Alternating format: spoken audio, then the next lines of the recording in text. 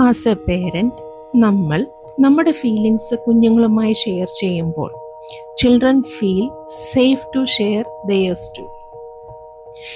നമ്മളോട് സ്വയം ചോദിച്ചു നോക്കാം, do I tell my child when I feel tired, sad or happy?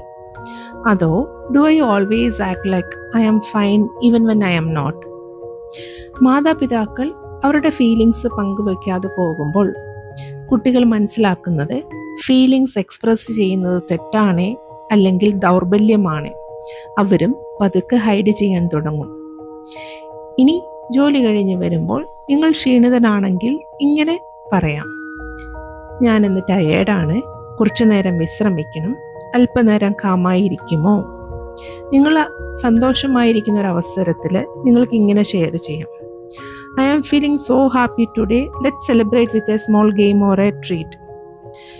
Honest ആയിട്ട് നമ്മുടെ ഫീലിങ്സ് നമ്മൾ കുഞ്ഞുങ്ങളുമായിട്ട് ഷെയർ ചെയ്യുമ്പോൾ കുഞ്ഞുങ്ങളിൽ കൂടുതൽ ആത്മവിശ്വാസം, ട്രസ്റ്റ് വളരുന്നു. അതേപോലെ എമോഷണൽ കണക്ഷൻസ് കൂടുതൽ സ്ട്രോങ് ആകാൻ ഹെൽപ്പ് ചെയ്യുന്നു.